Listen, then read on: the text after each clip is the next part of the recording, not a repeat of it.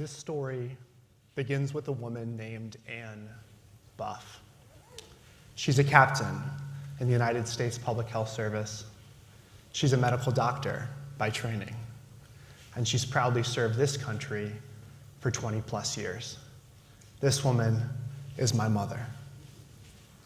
Now, as an epidemiologist for the Center for Disease Control, my mother has run disease prevention programs across the world, taking on the likes of malaria, polio, and tuberculosis. I don't know how many people her work has impacted, but what I do know is that the world is a better place with her in it. My mom tells this story when we were living in Egypt, and yes, I know I said living in Egypt casually, but that's the reality when your mom's job is fighting diseases.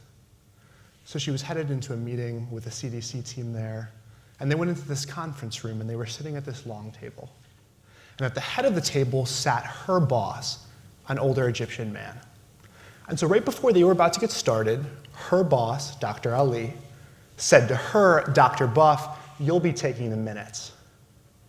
And my mom replied, "Dr. Ali, you have a full-time secretary who you hired for that purpose. If you'd like us to have the minutes for the meeting, you can have your secretary take them." And as my mom describes it, there was this dead silence in the room, and she and Dr. Ali locked eyes for what seemed an eternity. Suffice to say, my mother did not take the minutes for this meeting. But I share this story as it is one that embodies a deeper and more realistic truth about our world, and that is that the struggle for men to treat women and for men to treat anyone not a man as their equal continues, and that this was never a women's problem, but rather a man's. When I think about this question of equality and that which results because we haven't yet achieved it, I envision it a little like this. Have men been taught how to treat women, and have men been taught about the systemic biases that women encounter every day?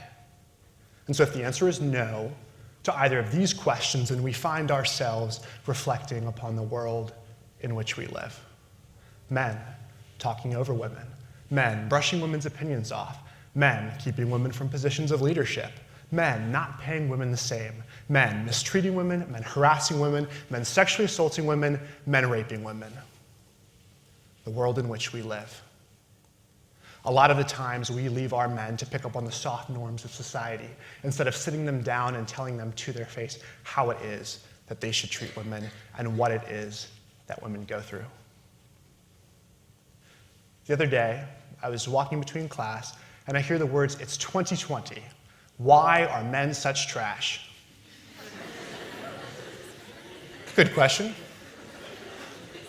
It's 2020. This is a phrase I generally hear when people are fed up with the status quo of some kind. And men are trash. This is a phrase I generally hear when women are commiserating over some experience where men and trash in the same sentence is understandable. However, what grounded this comment in my mind was not that but a week earlier I had had two distinct conversations with college women, both of whom are really good friends of mine, about how they had been mistreated by college men. So at the end of one of these conversations, my friend looks at me and she says, "Matt, I don't know who it falls to teach men how they should treat women, but what I do know is that we can't just expect individual men to change."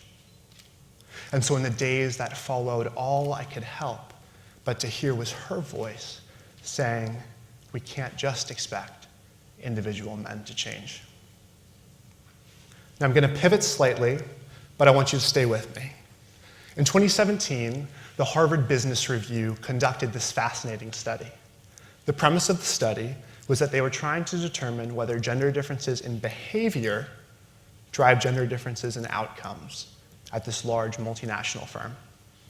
So in the study, they gave 100 individuals in the company sociometric badges, able to record communication patterns, proximity to other badges, and the metadata of speech. So who talks with whom, where people communicate, and who dominates these conversations.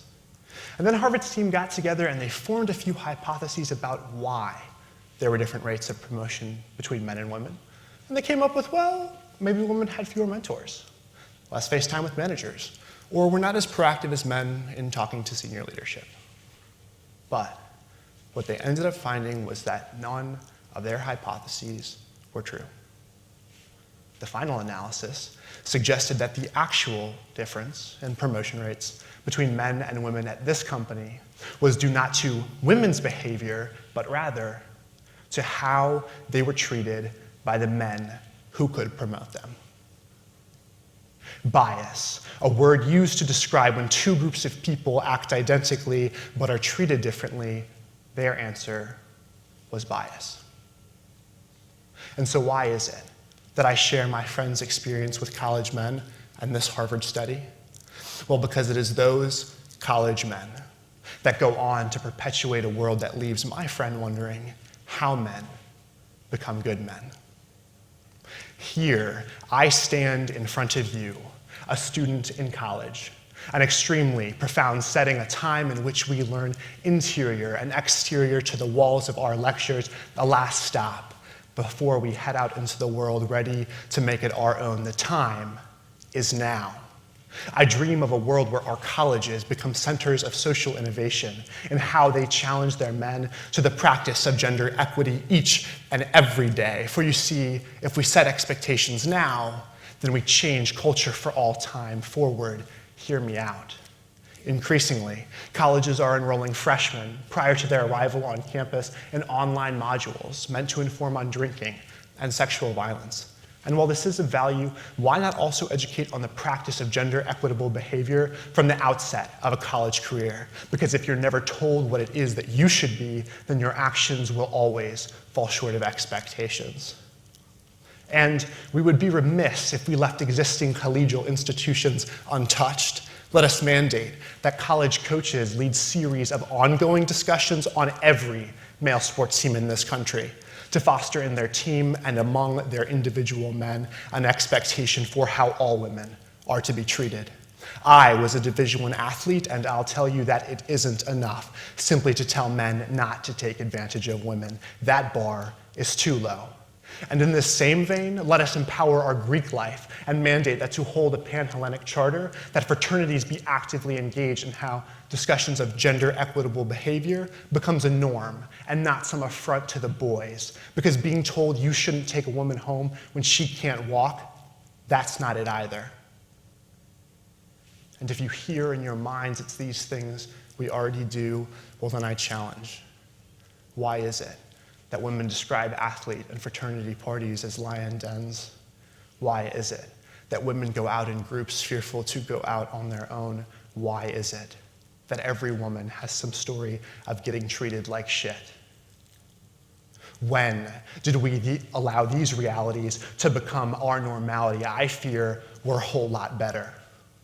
It would also seem relevant to say that our college faculties need to do a better job resembling their student bodies, because if it is equal opportunities they preach, it is equal opportunities they should practice, and to ensure from here on out and every day forward that our colleges remain committed to their women, let us convene bodies made up of every walk of life on campus for the sole purpose of deliberating what traditional institution need topple next. Change becomes imminent when accountability comes knocking. To William and Mary and every college in this country, commit yourselves to revolutionizing what has long been an unequal status quo, and realize that while the solutions are many, you hold in your hands an awesome opportunity to educate the future of tomorrow in a way that reaches beyond that which it has ever been in the past. When I think about these things, I think about my mother, and I think about her strength as she challenged Dr. Ali to see her as equal.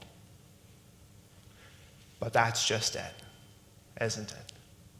She shouldn't have to. Women shouldn't have to. To colleges and their men, the time is now. Gender equality takes us to. Thank you.